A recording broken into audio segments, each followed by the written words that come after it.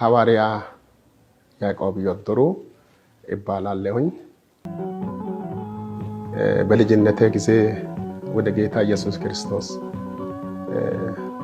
ከመምጣቴ በፊት የትውልድ ዘመኔ 1959 ዓመተ ምህረት ላይ ነው የተወለድኩት።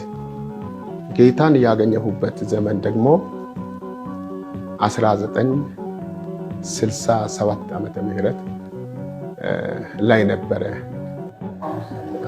እኔ የተወለድኩበት ቤተሰብ መጀመሪያ ጊዜ በጌታ አልነበሩም። እምነታቸው የኦርቶዶክስ ሃይማኖት እምነት ተከታይ ናቸው እና ቤተሰቦቼ በዛ እምነት ውስጥ ስለቆዩ እና በዚህ በወንጌል አማኞች ላይ በዛን ጊዜ አባቴ ኃይለኛ በቃ የኦርቶዶክስ አክራሪም ስለነበረ የወንጌል አማኞችን ያሳድድ ነበረ። ወንጌል እንኳን ወደ ቤታችንና በአገሩ ላይ እንዳስፋፋ አንደኛ ምክንያት የሆነ አባት ነው አባቴ። በዛን ጊዜ በልጅነቴ እና አባቴ ይህንን ሲያደርግ እነዛን ደግሞ ጌታን የተቀበሉ በአገር ላይ እንዳስፋፉ እና እያስቸገረ እነርሱ ሆነ በቃ እያሳደደ ነበረ። በዛን ጊዜ እነርሱን ሲያሳድድ ቤት ደግሞ እኛ ልጆች ነበርና አባቴ ምንድነው የምለው በአገሩ ላይ አሁን እየመጡ ያሉ ነጮች ናቸው፣ እነዛ ፈረንጆች ይመጣሉ። ቀን ላይ ሰው ነው፣ ማታ አካባቢ ደግሞ ዘዋራ ቦታ አካባቢ ልጆች ሲያገኙ ይበላሉ። በሲዳምኛ ምንድነው የሚባለው ቡልጎዎች ናቸውና እነርሱን ይጠብቁ። ቡልጎ ማለት ጭራቆች ናቸው። እነዛ ደግሞ እንዳይበሏቸው በደንብ አድርጋቸው በጥንቃቄ ከብት ደግሞ ስታግዱ ምናልባት ዘዋራ ቦታ ላይ እንዳያገኟቸው ምናምን ብለው ያስፈራሩን ነበር። እና የልጆች ነገር በጣም ከባድ ነው። የተናገሩትን ደግሞ በጣም ይሰማሉና እና እኛም ደግሞ በዛው እነዛ የተባሉ እንዳይበሉን በሚል እና ከብት ውስጥ መደበርን ከብት እረኞች ነበርን በልጅነት ማለት ነው። እና እንደዛ እየተባለ ይህ ሃይማኖት በዛ በአገራችን አልተስፋፋም።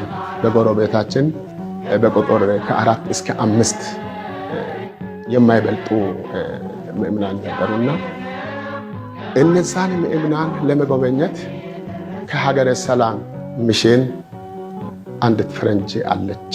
በዛን ሰዓት እዛ በግቢ ውስጥ ያገኙትን ሰዎች ወንጌልን እየመሰከሩ ወንጌልን የሚሰብኩ እና አሉና ከነርሱ ውስጥ ሲስተር ኦልጋ የምትባላለች ወደኛ ሀገር ትመጣለች እነዛን ሰዎች ለመጎብኘት።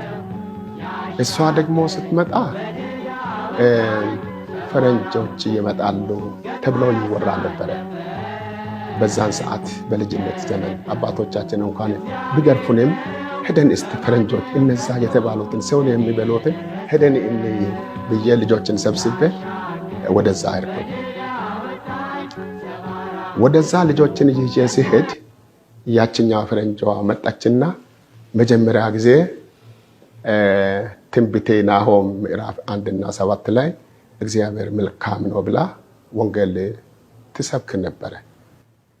እና በዛን ሰዓት ክርስቲያን እኮ ያለው ከ1 እስከ 4 ያሉ ሰዎች ብቻ ናቸውና በዛፍ ስር ነው ይህንን ስብከት የምትሰብከው ፈረንጇ። እና ቁጭ ብለን እንሰማ ነበረ።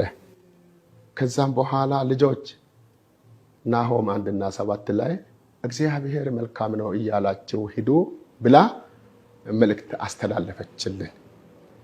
እሷ የተናገረችውን መልእክት ይዘን ሄድን። አሁን መንገድ ላይ ከልጆች ጋር እየተጫወትን ሄድን። ስንሄድ ማታ አካባቢ እና አባቴ ምናልባት ሰምቶ ምናልባት ይቆጣኛል በሚል አባቴ እስከሚተኛ ምንም አልተናገርኩም። እሱ ከተኛ በኋላ ለወንድሞቼ ናሆም 1:7 ላይ እግዚአብሔር መልካም ነው ብዬ በቃ እሷ እንደተናገረችው እኔም ተናገርኩ። አባቴ ለካ አልተኛም። ምንድነው የምታወራው? ምንድነው ወደ ቤት ይዘ ያመጣኸው ብሎ አለንጋ ይዞ በቃ ተነሳና ከተኛበት አስሮኝ ገረፈኝ። ሁለተኛ ወደዛ ትሄዳለህ? በፍጹም አልሄድም እያልኩ ነበረ። በዛን ሰዓት ደግሞ አባቴን ከመስማት ወይም ከመፍራት የተነሳ ወደዛ ሁለተኛ ላለመመለስ እኔም ወስኜ እያለሁ አባቴ ታመመ። በዛን ዓመት ማለት ነው በ1967 ዓመተ ምህረት ላይ አባቴ ሲታመም አልጋ ቁራኛ ሆነ። በቃ መድኃኒት የለም። ከዛ በኋላ ሰዎች አባቴን እየወዱም ስለነበረ ይፈሯቸውም ስለነበረ የጎረቤት ሰዎች መጥተው ምናልባት ከዚህ በሽታ ልትድን ትችላለህና እነዛ ሰዎች መጥተው ይጸልዩልህ ወይ ብለው ይጠይቁታል። አባቴም ደግሞ እና ፍቃደኛ ሆኖ ይምጡልኝ ብለው እነርሱን ወደ እነዛ ሰዎች ይልካል። እነዛ ይመጣሉ። በአገር ላይ አባቴ ታዋቂ ስለነበረ እየፈሩ ይመጣሉ። በጣም አባቴን ይፈራሉ ሰዎች በዛን ዘመን እና መጥተው አባቴን ወደ ጌታ እንዲመጣ አደረጉት።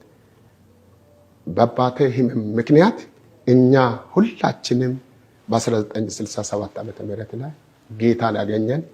ጌታን ካገኘን በኋላ አባቴ ከዛ በሽታ ልዳን አልቻለም፣ ሞተ። ለአባቴ እኛ በዛን ዘመን አንድ ታላቅ ወንድምና እኔ ነበርን። ከአባቴ ለቅሶ በኋላ ወንድሜም ተያዘ፣ ወንድሜም ሞተ።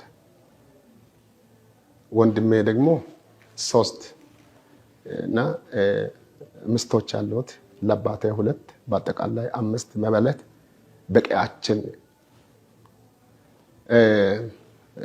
ከባለቤት አልባ ሆነው ቀሩ።